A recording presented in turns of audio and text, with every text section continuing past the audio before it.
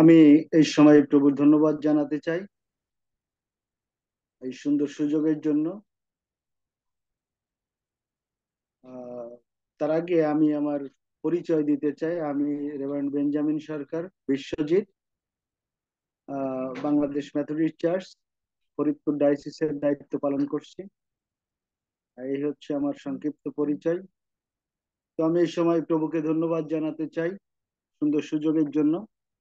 ধন্যবাদ জানাতে চাই রেভারেন্ড জেরাল্ড রিপন দাস, যার মধ্য দিয়ে আজকের এই রাত্রিতে প্রভুর বাক্যের বিভাজন করার সুন্দর সুযোগ পেয়েছি। ধন্যবাদ জানাতে চাই আজকের এই উপাসনার কন্ডাক্টর, পরিচালিকা যিনি মিসেস প্রমীলা বিশ্বাস, এবং উপস্থিত সমস্ত খ্রিস্টীয় ভক্তবৃন্দ, প্রত্যেককে খ্রিস্টীয় মঙ্গলবাদ এবং শুভেচ্ছা জানাই। বড়দিন হয়ে গেছে, তবুও বড়দিনের শুভেচ্ছা জানাই। আসছে নতুন বছর, নতুন বছরেরও শুভেচ্ছা জানাই।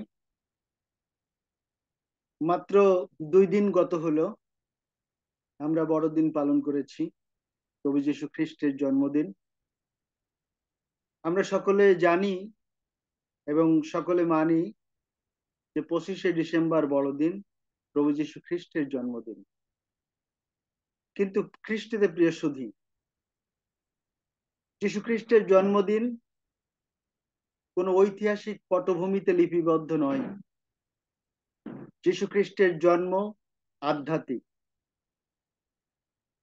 ঈশ্বরের পুত্র যখন আমাদের জীবনে বাস্তব হয়ে ওঠেন, প্রতি মুহূর্তে যখন আমরা তার সঙ্গে থাকতে সচেষ্ট হই, যখন আমরা তার ভালোবাসা অকাতরে মানুষকে বিলিয়ে দেই, তখনই মূলত খ্রিস্ট আমাদের হৃদয়ে জন্মগ্রহণ করে। তাই তো কবিগুরু বলেছেন, আজ তার জন্মদিন, এ কথা বলবো কি পঞ্জিকার পাতা মিলিয়ে। অন্তরে যেদিন ধরা পড়ে না, সেদিনের উপলব্ধি কি কাল গণনায়। যেদিন সত্যের নামে আমরা সবকিছু ত্যাগ করেছি, যেদিন অকৃত্রিম প্রেমে মানুষকে আমরা ভাই বলতে পেরেছি, যেদিন আমরা একে অপরকে ভাই বলে সম্বোধন করেছি, সেদিনই খ্রিস্ট আমাদের হৃদয়ে জন্মগ্রহণ করেছেন। সেদিনই হচ্ছে বড়দিন, সেদিনই হচ্ছে যিশুর জন্মদিন। তা সে যে তারিখেই হোক না কেন। প্রথম যেদিন বড়দিন হয়েছিল, সেদিন কত বড় ছিল অথবা কত ছোট ছিল তা আমরা জানি না। সেদিন কি বার ছিল তাও আমরা জানি না। আজ বড়দিন মহা আনন্দের। আমরা ফুল দিয়ে সাজাই, সাউন্ড সিস্টেম বাজাই, খাওয়া দাওয়া করি, কেক কাটি, অনেক আনন্দ করি বড়দিনে। কিন্তু যিশুর জন্মদিন যেদিন জন্ম হয়েছিল, সেই দিন যোসেফ ও মরিয়মের কাছে সেই দিন আনন্দের ছিল না। সেদিন ছিল বিষাদময় তাদের জীবনে। সেদিন শুধু তারা নয়, যিনি জগতের ত্রাণকর্তা, সেদিন তিনিও বিষাদময় অবস্থায় তিনি এই পৃথিবীতে জন্মগ্রহণ করেছিলেন। অনেক ত্যাগ সেদিন স্বীকার করেছিলেন। তাই তো বড়দিন শুধু আনন্দের নয়, বড়দিন ত্যাগের মহিমায় উদ্ভাসিত। তাই আমাদের প্রত্যেককে বড়দিনের ত্যাগের মহিমা উপলব্ধি করা প্রয়োজন। ছোট্ট একটা উদাহরণ দিই। একবার বড়দিনের ছুটিতে একটা পরিবার, তারা গ্রামের বাড়িতে আসছেন। পরিবারে 4 সদস্য, বাবা মা আর 2 ছেলে। কিন্তু প্রতিমধ্যে একটা দুর্ঘটনা ঘটলো। দুর্ঘটনায় বাবা এবং মা দুজনেই মারা গেল। থাকলো 2 ছেলে। বড় ছেলে বেঁচে থাকলেও তার 2টা পা হারাতে হলো। আর ছোট ছেলে এ যাত্রায় হয়তোবা বেঁচে গেলেন, কিন্তু পরবর্তী সময়ে তার জীবন দুর্বিষহ হয়ে উঠেছে। বাবা মা হারা দুই ভাই যখন তারা সংসারের হাল ধরার মতো ক্ষমতা তাদের ছিল না, সেই সময় তাদের সংসারের দায়িত্ব নিতে হয়েছিল। বড় ভাই তো পঙ্গু হয়ে গেছে, ছোট ভাই ভালো, সংসারের ভার তার কাঁধে। আর ছোট ভাই মানুষের দ্বারে দ্বারে গিয়ে ভিক্ষা করতে লাগলো। লোকের কাছে যখন ভিক্ষা চাইতে লাগলো, তখন লোকে বলল, কিরে ভিক্ষা করিস কেন, কাজ করতে পারিস না? তাই সে একদিন কাজ নিল লোকের বাড়িতে। যখন সে কাজ নিল, তখন যে বেতন দেয় মালিক, সেই বেতনে তাদের সংসার চলছিল না। সে চিন্তা করলে কাজ দিয়ে পোষাবে না, আমাকে ভিক্ষাই করতে হবে। আবার ভিক্ষাবৃত্তি শুরু করে দিল। যখন সে ভিক্ষা করলো, তখন লোকে বলতে লাগলো, ভিক্ষা করিস কেন? তখন সে বলে, আমার ঘরে তো আর কেউ নেই, বাবা মা নাই, বাড়িতে আমার এক দাদা আছে, তার দুইটা পা হারিয়ে সে এখন পঙ্গু, কাজ করতে পারে না, পুরা সংসার আমাকেই চালাতে হয়। কিন্তু লোকেরা তা বিশ্বাস করে না। তাই সে একদিন ঠিক করলো যে আমি দাদাকে, লোকেরা যখন আমাকে বিশ্বাস করে না, আমি দাদাকে কাঁধে নিয়েই ভিক্ষা করব। সে পরের দিন থেকে দাদাকে কাঁধে নিয়ে ভিক্ষা করা শুরু করে দিল, এবং প্রতিদিন দাদাকে কাঁধে নিয়ে ভিক্ষা করে। তাদের বাড়ির পাশে এক দোকানি, সে প্রতিদিন সেটা লক্ষ্য করে, এবং সে দেখে যে তার থেকে বয়সে বড় একজন লোককে এই কম বয়সী ছেলে সে কাঁধে করে নিয়ে ভিক্ষা করছে। হঠাৎ একদিন সেই দোকানে এসে তারা দুই ভাই বসলো। দোকানি তাকে জিজ্ঞাসা করলো, কিরে, তোর থেকে বয়সে বড় একজন লোককে প্রতিদিন কাঁধে নিয়ে যাস, তোর কষ্ট হয় না? ছোট ভাইটা বলে উঠলো, কেন, কষ্ট হবে কেন? ও তো আমার ভাই, ও তো আমার আপন মায়ের পেটের ভাই, কিন্তু কৃষ্টিতে প্রিয়জন। ভাই হলে কি তার ওজন থাকবে না? তার ভর নাই? মানুষ হিসেবে তার একটা ওজন আছে, কিন্তু ভাইয়ের প্রতি ভাইয়ের যে অকৃত্রিম ভালোবাসা, এখানে সেই ওজনটাকে মিলান করে দিয়েছে। তার ওজন ওজনই মনে হয়। আজকের খ্রিস্ট যিশু, যিনি আমাদের জন্য পৃথিবীতে জন্মগ্রহণ করেছেন, তিনি আমাদের ভাই হয়েছেন। ইব্রিয় পত্রে সেই কথা বলে,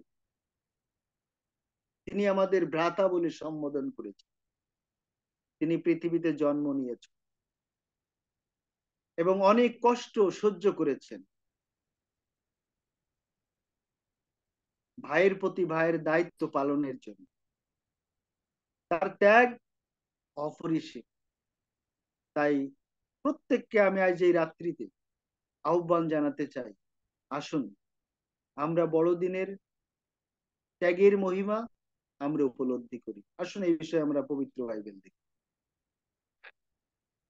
একটা পরিচিত অংশ, মথি তার 1 অধ্যায় 18 থেকে 25 পদ লেখা আছে, প্রভু যিশুর জন্ম বিবরণ। যীশু খ্রিস্টের জন্ম এই রূপে হইয়াছিল। তাহার মাতা মরিয়ম যোসেফের প্রতি বাগদত্তা হইলে তাহাদের সহবাসের পূর্বে জানা গেল তাহার গর্ভ হইয়াছে পবিত্র আত্মা হইতে।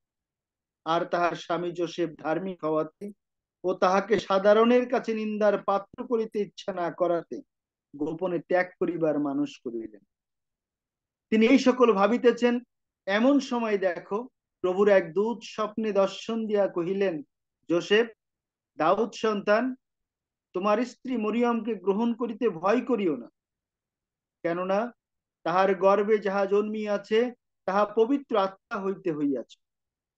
আর তিনি পুত্র প্রসব করিবেন, এবং তুমি তাহার নাম যিশু, ত্রাণকর্তা রাখিবে, কারণ তিনি আপন প্রজাদিগকে তাহাদের পাপ হইতে ত্রাণ করিবেন। এই সকল ঘটিল যেন ভাববাদী দ্বারা কথিত প্রভুর এই বাক্য পূর্ণ হয়। দেখো, সেই কন্যা গর্ভবতী হইবে এবং পুত্র প্রসব করিবে, আর তাহার নাম রাখা যাইবে ইম্মানুয়েল। অনুবাদ করিলে ইহার অর্থ আমাদের সহিত ঈশ্বর। পরে যোসেফ নিদ্রা হইতে উঠিয়া প্রভুর দূত তাহাকে যেরূপ আজ্ঞা করিয়াছিলেন সেই রূপ করিলেন, আপন স্ত্রীকে গ্রহণ করিলেন। আর যে পর্যন্ত তিনি পুত্র প্রসব না করিলেন সেই পর্যন্ত তাহার পরিচয় লইলেন না। আর তিনি পুত্রের নাম যিশু রাখিলেন। প্রভু তার বাক্যে আশীর্বাদ দান করুন। আমেন। আসুন আমরা বাক্যের জন্য ধন্যবাদ। প্রেমময় পিতা, তোমার পবিত্র নামের ধন্যবাদ করি, তোমার গৌরব, তোমার প্রশংসা করি, তোমার স্তব, তোমার আরাধনা করি, যে আজকের এই রাত্রিতে প্রভু তোমার বাক্য আমাদের সামনে দিয়েছে। বাক্যের নিগুড় তথ্য বোঝার মতো শক্তি তুমি আমাদের দান করো। তোমার পবিত্র আত্মার উপস্থিতি দান করো, প্রার্থনা যিশু তোমারই নামে। আমেন।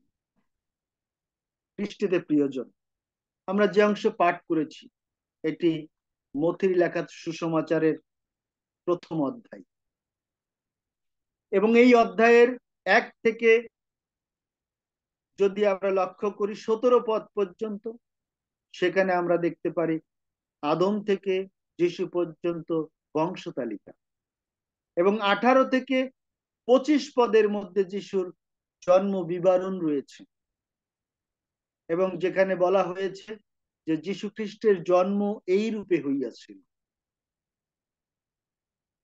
মরিয়মের গর্ভে তার জন্ম হইয়াছিল, যখন মরিয়ম কুমারী ছিলেন, যখন মরিয়মের বিয়ে হয় নাই, এইরকম একটা পরিস্থিতিতে যিশু তার গর্ভে এসেছিলেন। সুসংবাদ নিয়ে এসেছিল কে? সুসংবাদ নিয়ে এসেছিলেন গাব্রিয়েল দূত, এবং তাকে দর্শন দিয়ে বলেছিলেন তোমার গর্ভে সন্তান হবে। মরিয়ম আশ্চর্য, মরিয়ম চিন্তা করেছে আমার গর্ভে সন্তান হবে, আমি তো বিয়ে করিনি। তিনি আশ্চর্য হলেন, এবং গাব্রিয়েল দূত তাকে বললেন তোমার গর্ভে যে সন্তান হবে সেই সন্তান পবিত্র আত্মার শক্তি, তুমি ঈশ্বরের মা হবে। যদিও স্বর্গদূত তাকে অভয় বাণী দিয়েছিল, কিন্তু মরিয়ম সমাজের কথা চিন্তা করেছিলেন। আমরা যিশুর জন্মখণ্ড কীর্তন শুনলে আমরা সেখানে আমরা বুঝতে পারি সেই ঘটনা। মরিয়ম ভেবেছিলেন যে সমাজের লোক আমাকে মেনে নেবে না, সমাজের লোক আঙুল তুলবে আমার দিকে, কিন্তু দূত যখন অভয় বাণী দিয়েছে তখন সঙ্গে সঙ্গে মরিয়ম নিজের জীবন সমর্পণ করেছে, নিজের গর্ভকে দান করেছেন, প্রভুকে স্বাগত জানিয়েছেন সেদিন, এবং বড় এক ত্যাগ স্বীকার সেদিন করেছেন। শুধু তাই না, শুধু মরিয়ম ত্যাগ স্বীকার করেননি, সঙ্গে সঙ্গে যোসেফও ত্যাগ স্বীকার করেছেন। যোসেফ যখন জেনেছিলেন তার গর্ভে সন্তান, চিন্তা করেছিলেন যে কিভাবে তার গর্ভে সন্তান আসলো, আমার সঙ্গে তার সহবাস হয় নাই, আমি তার পরিচয় নেইনি, কিভাবে এটি সম্ভব? তাহলে আমার স্ত্রী কি ব্যভিচারিণী? সেদিন অনেক টানাপড়নের মধ্যে যোসেফ ছিলেন, কিন্তু যখন দর্শন পাইলেন, তখন যে রূপ দর্শন পাইলেন, ঘুম থেকে উঠে তিনি মরিয়মের প্রতি সেই রূপ দায়িত্ব পালন করেছেন। অনেক ত্যাগ স্বীকার তারা দুজনেই করেছে, মনের মধ্যে অনেক প্রশ্ন থাকার সত্ত্বেও যিশুর প্রতি ঈশ্বরে বিশ্বাস রেখে দায়িত্ব পালন করেছে।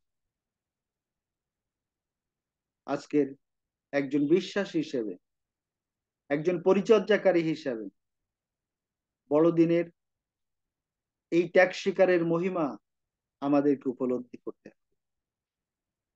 খ্রিস্টীতে প্রিয়জন, আসুন আমরা ত্যাগের মহিমায় উদ্ভাসিত হই। আজকের এই সময় যারা বড়দিনে, যিশুর জন্মদিনে এই ত্যাগ স্বীকার করেছেন, তাদের কয়েকজনকে আমরা দেখে আসি। প্রথম যিনি ত্যাগ স্বীকার করেছেন তিনি হচ্ছেন ঈশ্বর এবং যীশু খ্রিস্ট। যদি আমরা যোহন লিখিত সুসমাচার তার 3 অধ্যায় 16 পদ দেখি, সেখানে লেখা আছে কারণ ঈশ্বর জগৎকে এমন প্রেম করিলেন যে তার একজাত পুত্রকে দান করিলেন, যেন যে কেহ তাহাকে বিশ্বাস করে সে বিনষ্ট না হয় কিন্তু অনন্ত জীবন পায়। ঈশ্বর তার নিজ পুত্রকে দান করলেন জগতের মানুষের জন্য। সহজ বাংলায় লেখা আছে, ঈশ্বর জগৎকে এত ভালোবাসলেন, ঈশ্বর মানুষকে এত ভালোবাসলেন। এখানে ঈশ্বরের সার্বজনীনতা, মানুষকে ভালোবাসলেন, কোনো ক্লাসিফিকেশন নাই, কে হিন্দু, কে মুসলিম, কে বৌদ্ধ, কে খ্রিস্টান, কে ইহুদি, এখানে সেটা উদ্দেশ্য করে এই বাক্য লেখা নাই। বলছে ঈশ্বর মানুষকে এত ভালোবাসলেন, মানুষকে। অনেকে বলে যিশু শুধু ইহুদিদের জন্য, কিন্তু এই বাক্য বলে যিশু সকলের জন্য। ঈশ্বর মানুষকে ভালোবেসে নিজের পুত্রকে পাঠালেন। এবং বাইবেলে অনেক জায়গায় ঈশ্বর মানুষ হলেন, তিনি আকারে প্রকারে মনুষ্যবৎ হইয়া আমাদের মধ্যে প্রবাস করিলেন। ছোট একটা উদাহরণ, একবার একজন লোক তিনি স্বপ্ন দেখলেন, আমি একটা বাগান তৈরি করব, সেই বাগানে অনেক গাছপালা থাকবে, বাগানে অনেক পাখির এসে বসবে এবং আমি আনন্দিত হব সেগুলো দেখে, পাখিদের কিচিরমিচির ডাক শুনে আমি আনন্দিত হব। কালক্রমে দেখা গেল যে সেই লোক সুন্দর একটি বাগান তৈরি করলেন, বাগানে অনেক গাছ লাগালেন, সেই বাগানে ফুলের গাছ ফলের গাছে পরিপূর্ণ। ফুল এবং ফল যখন আসে তখন বাগানে পাখিদের আনাগোনা হয়, বাগানে পাখিরা এসে বসে সেই ডালে, তারা নিজেরা আনন্দ করে, এ ডাল থেকে ও ডালে যায়, বিভিন্ন শব্দ করে আর তারা মালিকের প্রশংসা করে। হঠাৎ একদিন দেখা গেল বাগানের মধ্যে কিছু পোকা লাগলো, তখন মালিক কীটনাশক ছড়ালেন। কীটনাশক ছড়ানোর পরে পোকাগুলো, সেই কীটনাশক খাওয়া পোকাগুলো পাখিরা খেয়ে এসে পাখিরা কিচিরমিচির শব্দ করতে করতে মারা গেল। পাখিরা যখন এইগুলো খায় মালিকের তখন অত্যন্ত মায়া হয়েছে। মালিক বলছে পাখি তোমরা এইগুলো খেয়েও না।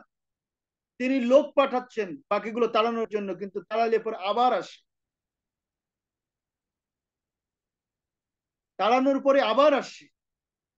তখন মালিক চিন্তা করলেন পাখিরা যখন মারা যাচ্ছে, তখন মারা যাওয়ার আগে তাদের নিজস্ব একটা ভাষা, কিচিরমিচির কিচিরমিচির করে তারা যে ভাষা প্রয়োগ করতেছে, করে তারা নিজেরা বুঝতেছে সেই ভাষা, এবং তারপর মারা যাচ্ছে।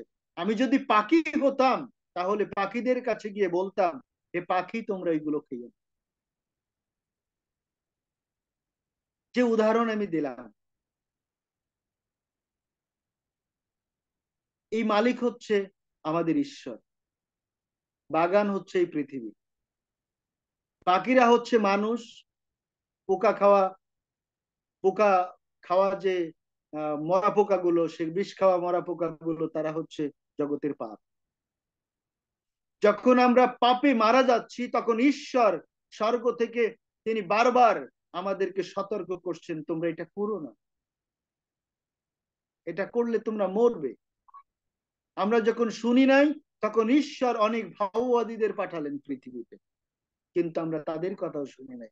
তাই ঈশ্বর চিন্তা করলেন যদি মানুষকে পাপের থেকে রক্ষা করতে হয় তাহলে আমাকে মানুষ হয়ে পৃথিবীতে যেতে হবে এবং তাদের কাছে বলতে হবে।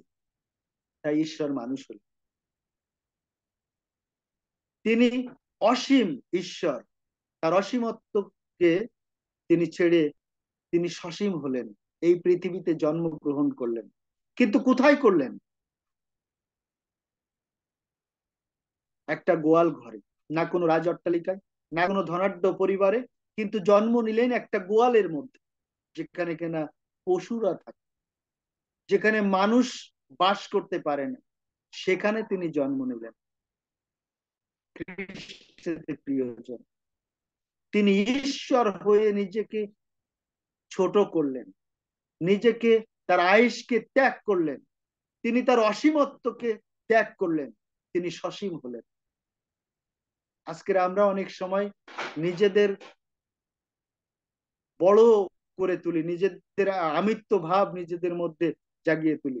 অনেক সময় আমার টাকা আছে, আমি ধনী লোক, আমি অমুক, আমি তমুক, আমার সহায় সম্পত্তি কম আছে। অনেক সময় নিজেদেরকে বড় করে তুলি সামান্যতেই, কিন্তু যার সব আছে তিনি সব ছেড়ে পৃথিবীতে আসলেন, আমাদের জন্য ত্যাগ স্বীকার করলেন। আসুন না খ্রিস্টীয় প্রিয়জন, আমরা আমরাও ত্যাগ স্বীকার করি, নিজেদের আমিত্বকে দূর করি, প্রভুর গৌরবের জন্য, প্রভুর নামের জন্য আমরা নিজেদেরকে সমর্পণ করি। যদি করতে পারি তবেই বড়দিনের ত্যাগের যে মহিমা তা আমরা জীবন দিয়ে উপলব্ধি করতে পারি।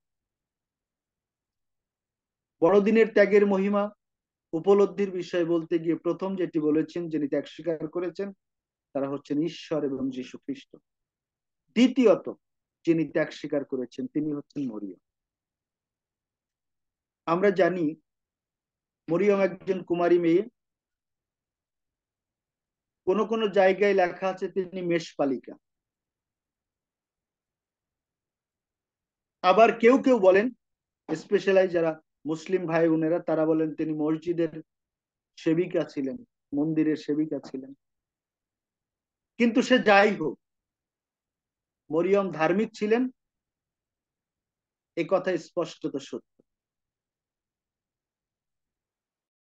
আর ঈশ্বরের দূত যখন তার কাছে গিয়ে বললেন, মরিয়ম তোমার গর্ভে সন্তান হবে, মরিয়ম আশ্চর্য হলো, আমার তো বিয়ে হয় নাই, আমার সন্তান হবে, যদি সন্তান হয় তাহলে জিহুদি সমাজ আমাকে মেনে নেবে না, ওই জিহুদি সমাজ আমার দিকে বলবে একজন গণিক আছে, ওই যে সেই ব্যভিচারিণী,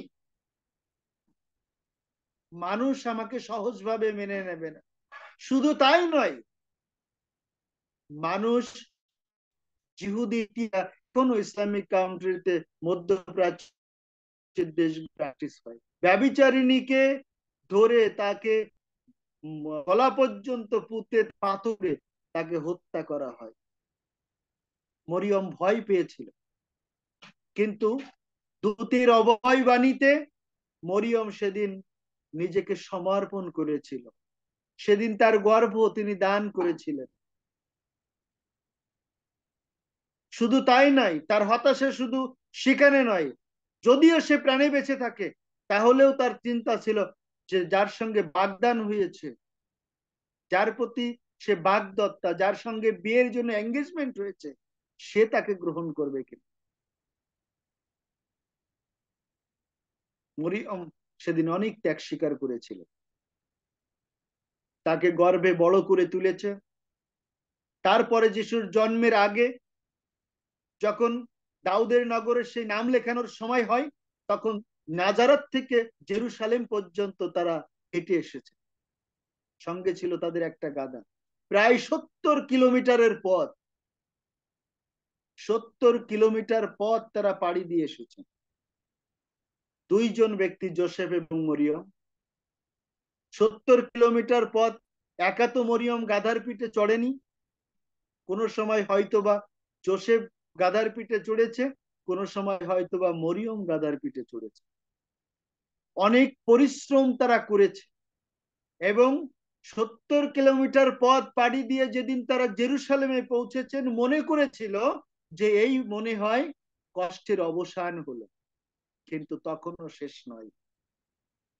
মরিয়মের প্রসব বেদনা শুরু হলো। যোসেফ নগরবাসীর দ্বারে দ্বারে গিয়ে বলেছে যে আমাদের একটু জায়গা হবে, কিন্তু সেদিন তাদের কথা শোনার মতো কেউ ছিল না। লোকেদের ভিড় এত ছিল যে তাদের কথা শোনার মতো কেউ সেদিন ছিল না। সেদিন সেই রাত্রিতে মরিয়ম গর্ভবেদনায় ছটফট করেছে, গিয়ে আশ্রয় নিয়েছে একটা গোয়াল ঘরে, পশুদের মধ্যে। সেখানে যিশুকে জন্ম দিয়েছে। এই যে পরম ত্যাগ, আজকের খ্রিস্টীদের প্রিয়জন, মরিয়মের মতো গর্ভ আমাদের দেওয়ার মতো সুযোগ হয়তো বা হবে না, কিন্তু আমি এই সময়, এই রাত্রিতে এই আহ্বান জানাবো, আমরা কি আমাদের হৃদয় প্রভুকে দিতে পারি? আমরা গর্ভ দিতে না পারলেও আমাদের হৃদয় কি প্রভুকে দিতে পারি? যদি পারি, তাহলে বড়দিনের যে ত্যাগ, সেটি আমরা জীবন দিয়ে উপলব্ধি করতে পারি। তাহলে বড়দিনের ত্যাগের মহিমা উপলব্ধির বিষয়ে প্রথম যিনি ত্যাগ স্বীকার করেছেন, আমি বলেছি 1 নম্বরে ঈশ্বর এবং প্রভু যীশু খ্রিস্ট। দ্বিতীয় যিনি ত্যাগ স্বীকার করেছেন তিনি হচ্ছেন মরিয়ম। এবং তৃতীয় যিনি ত্যাগ স্বীকার করেছেন তিনি হচ্ছেন যোসেফ। তিনি হচ্ছেন যোসেফ। নতুন নিয়মের বর্ণনা অনুসারে যোসেফ একজন ধার্মিক লোক ছিলেন। তিনি যখন জানতে পারলেন মরিয়মের সাথে তার বিবাহের পূর্বেই তার গর্ভ হয়েছে, তখন যোসেফের মনের মধ্যে একটা ঝড় উঠেছিল। তিনি ভেবেছিলেন আমার স্ত্রী ব্যভিচারিণী। আমার সঙ্গে যেদিন তার এঙ্গেজমেন্ট হয়েছে, যেদিন চুক্তি হয়েছে বিয়ের, যেদিন পানপত্র হয়েছে, যেদিন আশীর্বাদ হয়েছে, তারপর থেকে তো আমার সঙ্গে তার মেলামেশা হয় নাই। এবং জিহুদি সমাজে তো এইরকম রীতি নাই, বাগদান হইলেই সে বউ হয়ে যায় না, তার সঙ্গে সম্পর্ক করলে সেটা ব্যভিচারের শামিল। আমি তো সেরকম কোনো কিছু করিনি। তবে কেন মরিয়ম আজ গর্ভবতী? আজকের ঠিক একই রকম ভাবে যোসেফের জায়গায় আমরা আমাদের নিজেদেরকে দাঁড় করাই। ধরুন আমি বিবাহ করি নাই, আমার সঙ্গে কারো বিয়ের জন্য পানপত্র করা, আশীর্বাদ করে রাখা হয়েছে, তারপরেই আমি জানতে পারলাম যে তার গর্ভে সন্তান আছে। বিয়ে করা কি সম্ভব? তাকে বিয়ে করা কি সম্ভব? যদিও কোনো কোনো সময় কেউ কেউ চাপে পড়ে বিয়ে করতে পারে, কিন্তু মনের থেকে তো সম্ভব হয় না। আমি হলে তো পারতাম না। জোসেফের জায়গায় যদি নিজেকে দাঁড় করাই, আমি হইলে এই সিচুয়েশনে সেটা করতাম না। জোসেফও তাই ভেবেছিল। তাই তো সেদিন জোসেফ মরিয়মকে ত্যাগ করবার চিন্তা করেছিল।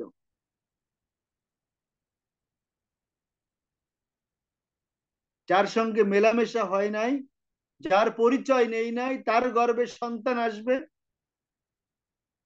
সেই স্ত্রী লোক আমার স্ত্রী হবে, জোসেফ সহজে এটা মেনে নিতে পারেনি। সেই জন্য অনেক টানাপোড়েনের মধ্যে সিদ্ধান্ত নিতে বাধ্য হয়েছিলেন, আমি তাকে গ্রহণ করব না, আমি তাকে ত্যাগপত্র দিয়ে ত্যাগ করব। কারণ জিহুদি সমাজে এই রীতি ছিল, যদি কেউ ব্যভিচার দোষে ধরা পড়ে, তবে মসির ব্যবস্থা অনুসারে ত্যাগপত্র দিয়ে তাকে ত্যাগ করা যায়। সেই সুযোগ জোসেফের ছিল। সেই জন্য তিনি চিন্তা করেছিলেন যে আমি ত্যাগ করব, তাকে ডিভোর্স দেব। কিন্তু কিভাবে? লোক জানাজানি করে না। কারণ জোসেফ মরিয়মকে ভালোবাসতেন। তাই চিন্তা করলেন আমি যখন তাকে ত্যাগ করব, তখন লোক জানাজানি করে না, আমি আইনত যেটা আছে আমি সেটা লিখে গোপনে তাকে ত্যাগ করব। কেন? আমি যদি তাকে বিচারের কাঠগড়ায় দাঁড় করাই, তাহলে লোকে জানতে পারবে যে মরিয়ম ব্যভিচারিণী, হয়তোবা তাকে পাথর ছুঁড়ে লোকেরা হত্যা করবে সেদিন।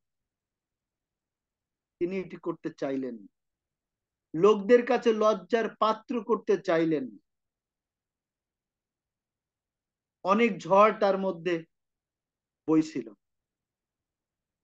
কিন্তু সর্বশেষ কি ঘটল? যখন স্বর্গদূত তাকে স্বপ্নে দর্শন দিলেন, তখন তাকে বললেন, যোসেফ, দাউদ সন্তান, তুমি তোমার স্ত্রীকে গ্রহণ করতে, মরিয়মকে গ্রহণ করতে ভয় করিও না। কারণ তার গর্ভে যে জন্মগ্রহণ করেছেন সে ঈশ্বর হইতে, এবং তুমি তার নাম রাখবে যিশু, যে নামের অর্থ ত্রাণকর্তা। যোসেফ সেদিন ঘুম থেকে উঠে যে রূপ স্বপ্ন দেখেছিলেন তিনি সেটা করেছিলেন। কিন্তু তার আগের ঘটনা যদি একবার কাটাছেড়া করি, একবার পোস্টমর্টম করি, তাহলে দেখতে পাবো যোসেফের হৃদয়ের মধ্যে কতটা রক্তক্ষরণ ঘটেছিল। এবং শেষে মরিয়মকে গ্রহণ করেছিল যদিও, কিন্তু তিনি ত্যাগ স্বীকার করেছেন তার জীবনে অনেক। আজকের খ্রিস্টীতে প্রিয়জন, আমি প্রত্যেককে রাত্রিতে এই আহ্বান জানাবো।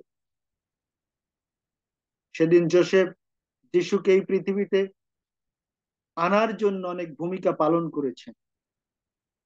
আজকের বিশ্বাস হিসেবে আমাদের দায়িত্ব রয়েছে যেন আমরা খ্রিস্ট যাতে পৃথিবীতে প্রতিষ্ঠিত হয়, ঈশ্বর রাজ্য যেন পৃথিবীতে প্রতিষ্ঠিত হয়, সেই জন্য যোসেফের মতো আমাদের দায়িত্ব রয়েছে। তার জন্য অনেক ত্যাগ স্বীকার করতে হবে। যদি আমরা সেটি পারি তবে বড়দিনের তাৎপর্য আমরা উপলব্ধি করতে পারব। বড়দিনের যে ত্যাগের মহিমা সেটি আমরা উপলব্ধি করতে পারব। আসুন আমরা সকলে বড়দিনের ত্যাগের মহিমা উপলব্ধি করি। বড়দিনের ত্যাগের মহিমা উপলব্ধির বিষয়ে আমি প্রথম যিনি ত্যাগ স্বীকার করেছেন তার বিষয়ে বলেছি, তিনি হলেন ঈশ্বর এবং যিশু। দ্বিতীয়ত বলেছি মরিয়মের ত্যাগ স্বীকার। তৃতীয়ত বলেছি যোসেফের ত্যাগ স্বীকার। সর্বশেষ যিনি ত্যাগ স্বীকার করেছেন, যাকে তুলে ধরতে চাই, সেটি হচ্ছে পণ্ডিতদের ত্যাগ স্বীকার, এবং সেই সময়ে যারা 2 বছরের নিচে যারা শিশু আছে তাদের ত্যাগ স্বীকার। তারা সেদিন ত্যাগ স্বীকার করেছিলেন। যে পণ্ডিতরা ছিলেন সমকালের বিজ্ঞ ধনী ব্যক্তি, শ্রদ্ধার পাত্র, যা তাদের অহংকারী করতে পারত, কিন্তু তারা ছিলেন বিনয়ী, যেহেতু তারা প্রকৃত জ্ঞানী। একটা প্রবাদ আছে গ্রাম বাংলায় সাধারণত বলে, বিদ্যা মানুষকে বিনয়ী করে, যা এই পণ্ডিতদের দেখে আমরা বুঝতে পারি। যে পণ্ডিতেরা পড়াশোনা করেছেন, যিশু নামে একজন ত্রাণকর্তা পৃথিবীতে জন্মগ্রহণ করবেন, এবং যখন জন্মগ্রহণ করবেন তখন আকাশে একটা নতুন তারা দেখা যাবে, আর এই পণ্ডিতেরা যদি বিজ্ঞ না হতেন তাহলে এই দর্শন, এই চিন্তা তাদের মাথায় আসতো। তারা অনেক শিক্ষিত লোক ছিলেন, শাস্ত্র বিষয়ে যথেষ্ট গবেষণা করতেন তারা, এবং তারা যে এত জ্ঞানী লোক, তারা তাদের জ্ঞান গরিমা সেদিন ভুলে গিয়েছিল যেদিন আকাশে তারা দেখেছিল নতুন। এবং তারা দূরদেশ থেকে সেই তারা অনুসরণ করতে করতে তারা সেদিন যিশুকে অভ্যর্থনা জানিয়েছিল। 2-1 কিলোমিটারের পথ না, অনেক দূরের পথ। কিভাবে এসেছিল সে বিষয়ে বাইবেলে লেখা নাই যদিও, তবে তারা এসেছিল। 3 জন লোক 3 রকম উপহার সেদিন নিয়ে এসেছিল, কিন্তু যখন এসেছিল তারা সেদিন ভুলে গিয়েছিল যে আমরা কতটা শিক্ষিত, আমাদের কি পাণ্ডিত্য আছে, সেদিন ভুলে গিয়েছিল। মাটির ঘরে যিশুকে অভ্যর্থনা জানাতে সেদিন তারা অনুসরণ করতে করতে তারা এসেছে। সেদিন যারা উপহার নিয়ে এসেছিলেন তারা স্বর্ণ, কুন্দ্র এবং গন্ধরস দিয়ে যিশুকে অভ্যর্থনা জানিয়েছিলেন। যিনি স্বর্ণ দিয়ে অভ্যর্থনা জানিয়েছিলেন তার নাম ছিল শ্যালকিওর, যার বাড়ি ছিল আফ্রিকাতে। যিনি কুন্দরী দিয়ে অভ্যর্থনা জানিয়েছিলেন তার নাম ছিল ক্যাসপার, যার বাড়ি ছিল মেসোপটেমিয়ায়। এবং যিনি গন্ধরস দিয়ে সেদিন যিশুকে অভ্যর্থনা জানিয়েছিলেন তার নাম ছিল বালথাসার, এবং তার বাড়িও ছিল মেসোপটেমিয়ায়। তারা সেদিন অনেক দামি দ্রব্য দিয়ে প্রভুকে অভ্যর্থনা জানিয়েছিলেন, সেদিন টাকার চিন্তা করে নাই। প্রথমত তারা ত্যাগ স্বীকার করেছে কি, নিজের আমিত্বকে ত্যাগ করেছে। তারা ভুলে গিয়েছে আমরা কতটা শিক্ষিত, আমরা কতটা জানি, আমার কতটা পাণ্ডিত্য আছে, আমার আমার কতটা টাকা পয়সা আছে, আমি ধনী ঘরের সন্তান, এগুলো তারা সেদিন ভুলে গিয়েছে। তারপরে যিশুকে অভ্যর্থনা জানার জন্য দূরদেশে যখন এসেছে সেই সময়টায় অনেক পরিশ্রম তাকে করতে হয়েছে, সেদিন তারা ত্যাগ স্বীকার করেছে। এবং হেরোদ রাজার দেশে যখন এসেছিল তখন হেরোদকে জিজ্ঞাসা করেছিল, আপনার দেশে একজন রাজা জন্মগ্রহণ করেছেন, তিনি কোথায়? আমরা তাকে অভ্যর্থনা জানাতে এসেছি। হেরোদ চিন্তা করলেন, আমি একজন রাজা, নিয়ম মতো আমার পরে আমার সন্তান হবে রাজা। যদি আবার নতুন কোন রাজা জন্মগ্রহণ করে তাহলে আমার রাজ্য আর স্থির থাকবে না। তাই সেদিন হেরোদ পণ্ডিতদেরকে বলেছিল, তোমরা খোঁজো, যদি তোমরা তাকে পাও তাহলে আমাকেও জানাবে, আমিও তাকে অভ্যর্থনা জানাবো। কিন্তু সেটি তিনি করতেন না, তাকে হত্যা করার জন্য তিনি এই কথা বলেছেন। পণ্ডিতরা সেদিন বুঝতে পেরেছিল, এবং পণ্ডিতরা গিয়ে যখন সেখানে গিয়ে যিশুকে অভ্যর্থনা জানালো, জানানোর পরে তারা সেদিন চোরের মতো সেদিন অন্য পথ দিয়ে চলে গিয়েছিল। তারা সেদিন এসেছিল প্রকাশ্যে, কিন্তু গিয়েছিল চোরের মতো। তারা সেদিন ত্যাগ স্বীকার করেছিল। শুধু সেই পণ্ডিতরা নয়, সেই পণ্ডিতরা যখন চলে গিয়েছে, সেই পণ্ডিতরা যাওয়ার পরে হেরোদ যখন বুঝতে পারলেন যে তার সঙ্গে প্রতারণা করা হয়েছে, তাকে জানানো হয় নাই, পণ্ডিতরা চলে গিয়েছে, তখন যিশুকে মারার জন্য সেদিন 2 বছরের নিচে যে সমস্ত শিশু ছিল তাদেরকে সেদিন হেরোদ হত্যা করেছিল। তাদেরকে সেদিন হেরোদ হত্যা করেছিল। তারা, সেই শিশুরা সেদিন যিশুর জন্য রক্ত দিয়েছিল, রক্ত দিয়ে অভ্যর্থনা জানিয়েছিল সেদিন সেই শিশুরা। তারা তাদের জীবন উৎসর্গ করেছিল প্রভুর জন্য। আমরা কি করতে পারি খ্রিস্টীদের প্রিয়জন? আমরা কি বলতে পারি, প্রভু আমার তো দেবার কিছু নাই, কিন্তু এই ভগ্নচূর্ণ অন্তঃকরণ যা আছে আমি তোমাকে দেই? যদি আমরা সেটি করতে পারি তাহলে বড়দিনের যে ত্যাগের মহিমা সেটি আমরা উপলব্ধি করতে পারি। তাই আসুন খ্রিস্টীতে প্রিয়জন, আমি এই কথা বলতে চাই, আসুন খ্রিস্ট যে ত্যাগ স্বীকার করেছেন, মরিয়ম যে ত্যাগ স্বীকার করেছেন, যোসেফ যে ত্যাগ স্বীকার করেছেন, পণ্ডিতগণ যে ত্যাগ স্বীকার করেছেন, এবং শিশুগণ, আমরা তাদের মতো খ্রিস্টকে প্রতিষ্ঠা করার জন্য ত্যাগ স্বীকারের জন্য প্রস্তুত হই। তবেই আমরা বুঝতে পারবো বড়দিনের ত্যাগের মহিমা, আমরা উপলব্ধি করতে পারবো বড়দিনের ত্যাগের মহিমা। ঈশ্বর এই বাক্যের মধ্য দিয়ে আমাদের প্রত্যেককে মঙ্গল করুন। আমেন। ধন্যবাদ সকলকে। আমেন। ধন্যবাদ দেই ঈশ্বরকে, তিনি তার সন্তানকে তার পরাক্রমের সাথে ব্যবহার করেছেন। আমরা বিশ্বাস করি ঈশ্বর